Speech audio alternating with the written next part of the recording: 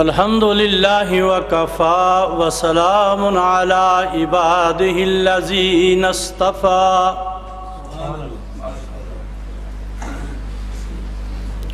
خصوصا على سيد الرسل وخاتم الأنبياء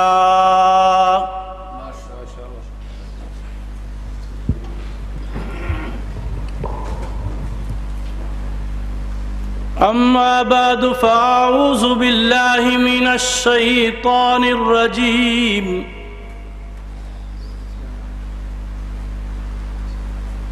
بسم الله الرحمن الرحيم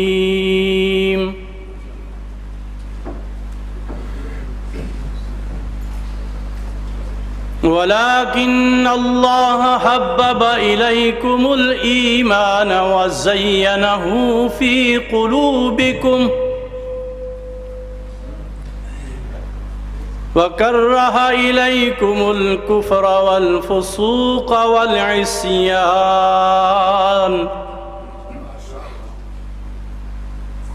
أولئك هم الراشدون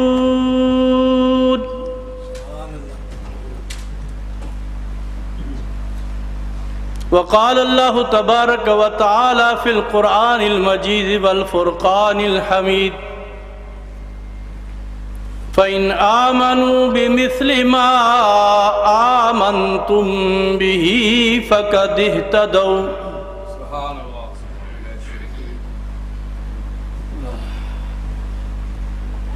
وقال النبي صلى الله تعالى عليه وسلم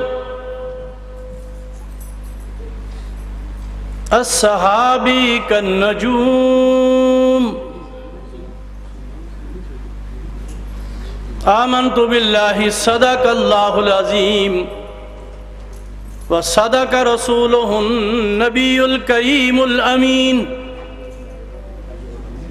إن الله وملائكته يصلون على النبي يا أيها الذين آمنوا صلوا عليه وسلموا تسلیما۔ تمام حضرات دل و جان سے پاک پیغمبر کی ذات پر مل کر باواز بلند درود رحیم پڑھ لیں۔ اللہم صلی علی محمد وعلی آل محمد کما صلیت علی ابراہیم وعلی آل ابراہیم انک حمید مجید۔ اللہم بارک علی محمد وعلی آل محمد کما بارکت علی ابراہیم وعلی آل ابراہیم انک حمید مجید۔ یا رب صلی وسلم دائما ابدا علی حبیبک خیر الخلق کلہم۔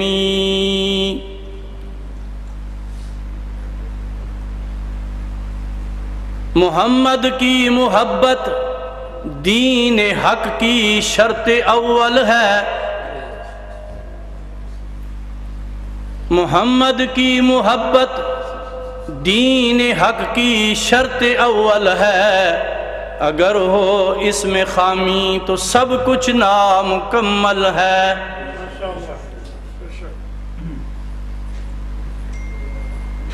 محمد کی محبت دین حق کی شرط اول ہے، اگر ہو اس میں خامی تو سب کچھ نامکمل ہے۔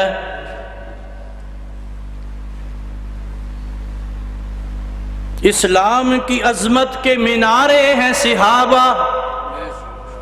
کیا خیال ہے؟ اسلام کی عظمت کے مینارے ہیں صحابہ، اگر چاند محمد ہیں تو ستارے ہیں صحابہ۔ وہ چاند جو روشن ہوا بطحا کے افق پر،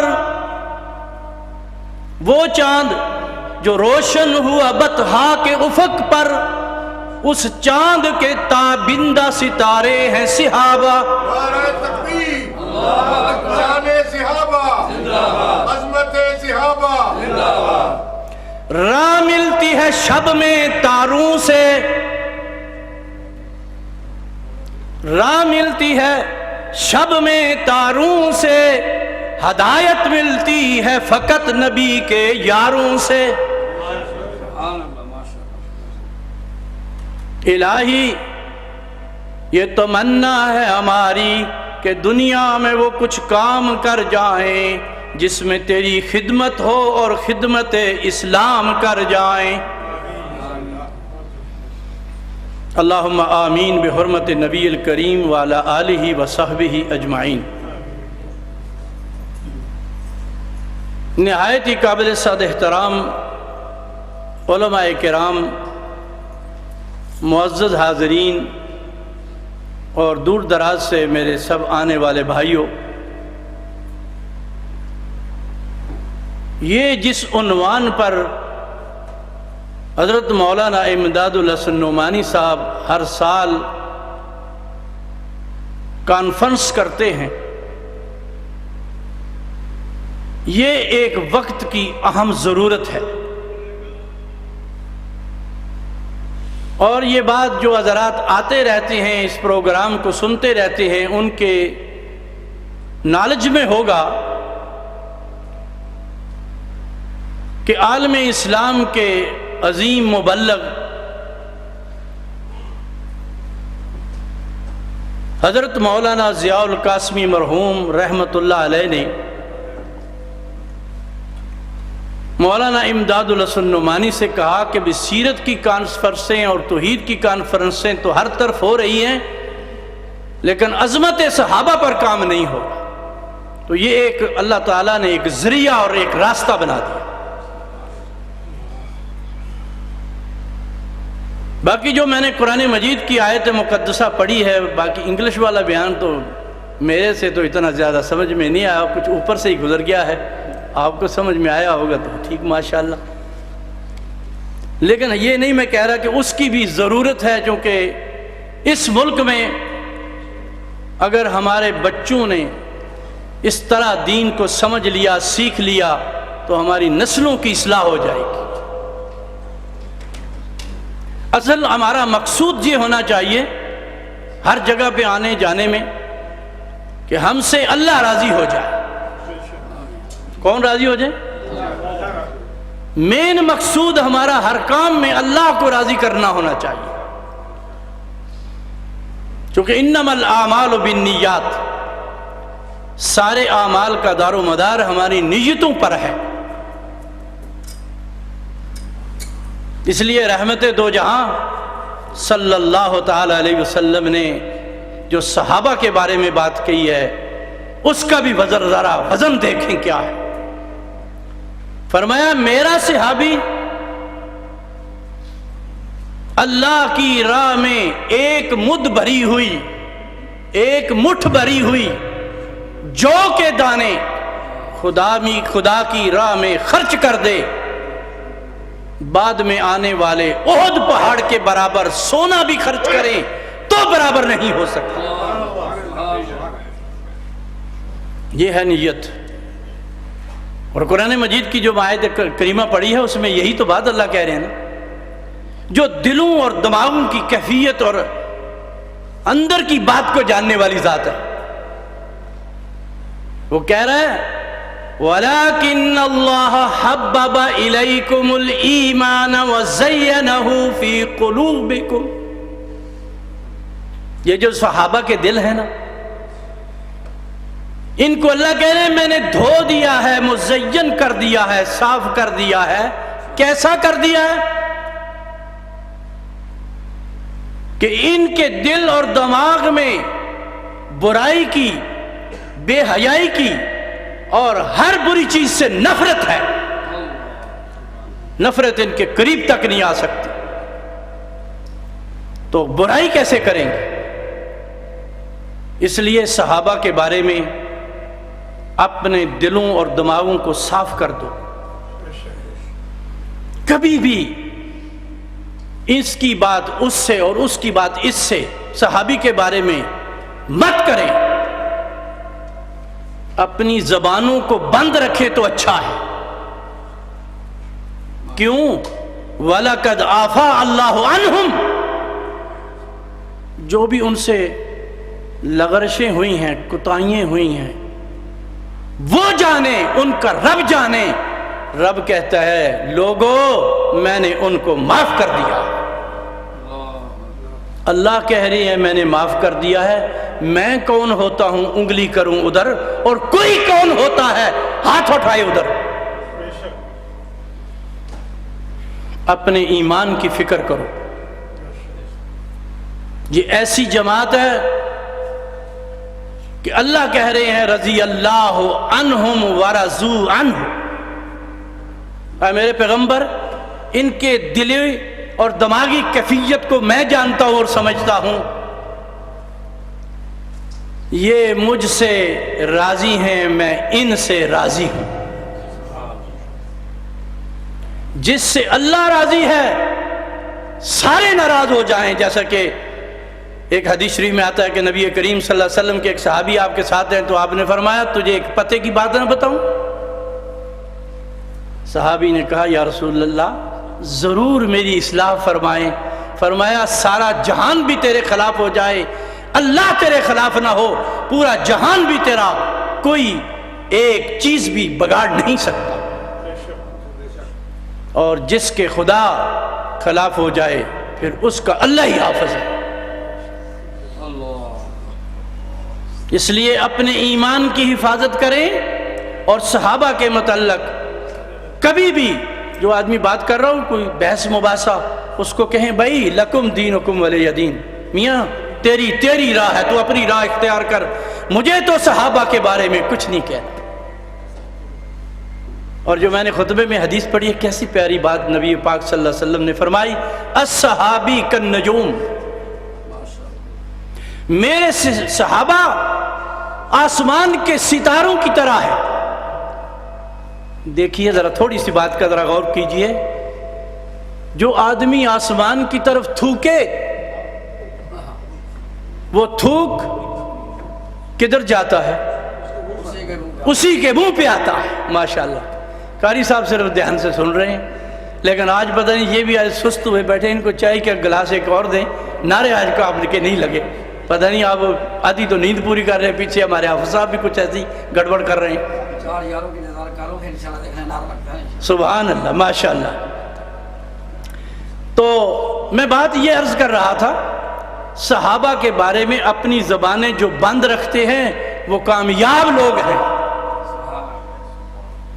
ان کا تو آپس میں ایسا تعلق ہے، نسبت ہے، محبت ہے۔ جب میرا رب کہہ رہا ہے رحماء بینہم، اللہ اکبر، یہ آپس میں پیار والے لوگ ہیں۔ حدیث شریف میں آتا ہے جب حضرت عثمان رضی اللہ تعالیٰ عنہ کی خلافت کے بارے میں فیصلہ ہو رہا تھا، سوچ رہے تھے کیا کریں، تو سیدنا عثمان غنی ذو النورین رضی اللہ تعالیٰ عنہ سے پوچھا گیا اگر آپ کو خلیفہ نہ بنایا جائے تو آپ کے بارے میں بہتر کون ہے؟ فرمایا مجھ سے بہتر علی ہے۔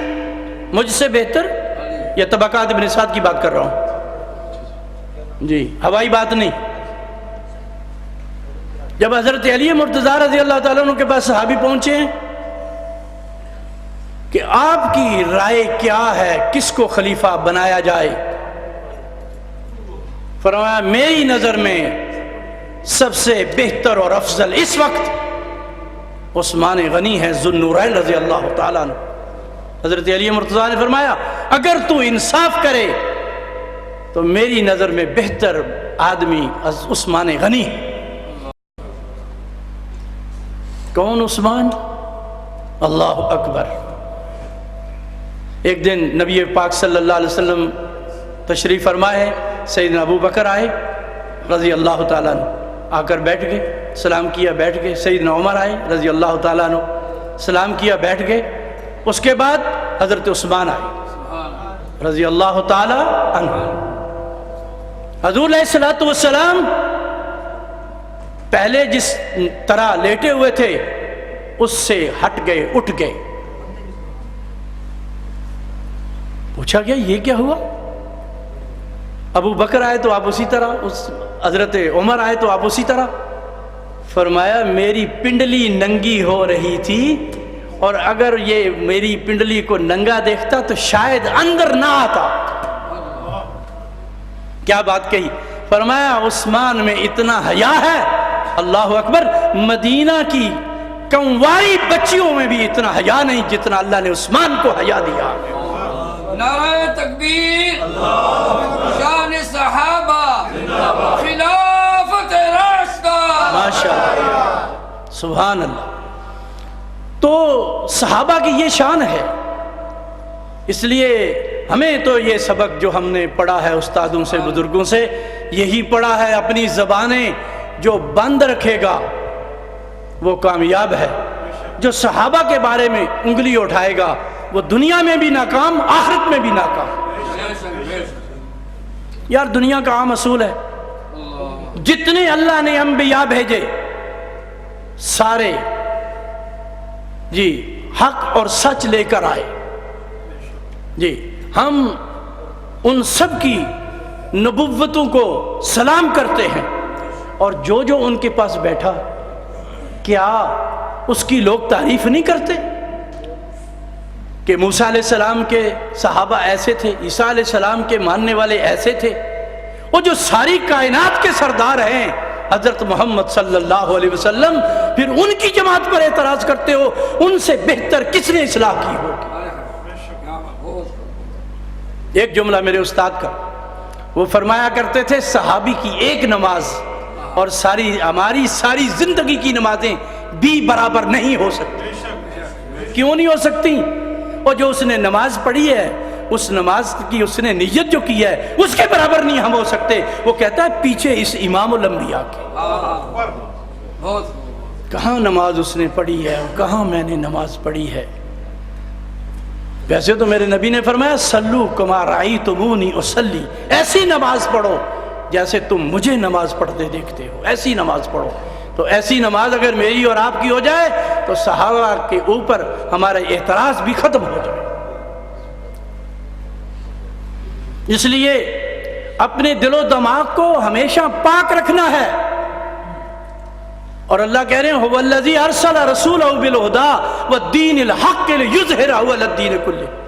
اللہ نے یہ جو دین میرے نبی کو دیا نا، تمام ادیان پر غالب کرنے کے لیے دیا ہے، لیظہرہ علی الدین کلہ وکفی باللہ شہیدا۔ سب سے سچے، سب سے ستھرے، سب سے اعلیٰ دین پر میں اور آپ ہیں۔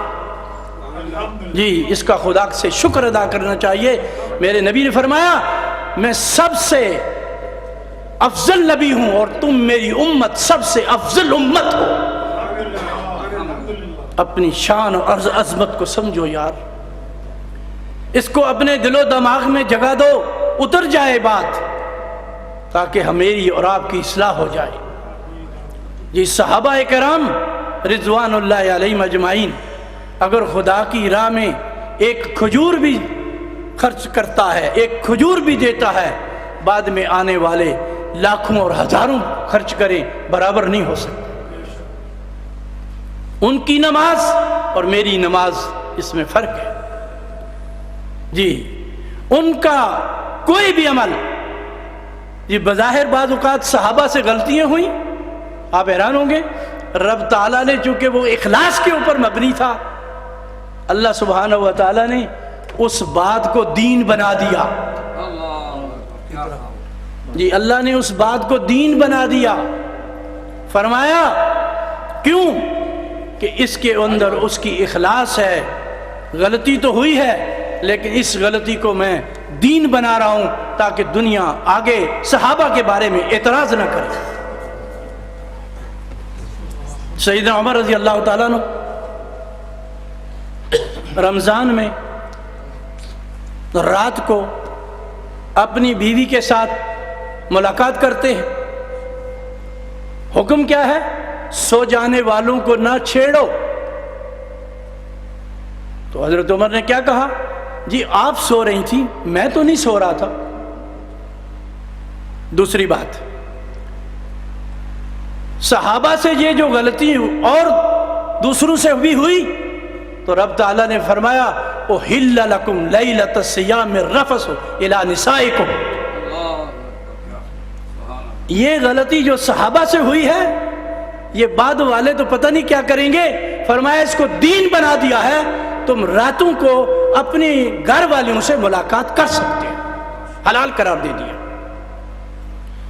اسی طریقے سے ہماری زندگیوں میں یہ بات سیکھ لینی چاہیے مجھے اور آپ کو کہ صحابہ کا ہر عمل اللہ نے دین بنایا ہے اور دین ہے, کیونکہ نبی پاک صلی اللہ علیہ وسلم فرما رہے ہیں علیکم بسنتی و سنت الخلفاء راشدین مہدیین.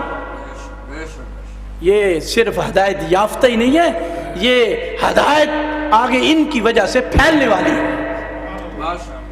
کہنے کو تو بہت باتیں ہیں, وسعت دل ہیں, وسعت سارا کم ہے, اس لیے مجھے تڑپنے کی تمنا کم ہے. الہی یہ توفیق ہمیں کو عطا ہو, کریں وہ کام فقط جس میں تیری رضا ہو. جزاکم اللہ. یہ مجھے ٹائم اس لیے زیادہ مل گیا کہ یہ میرے گوانڈی ہے.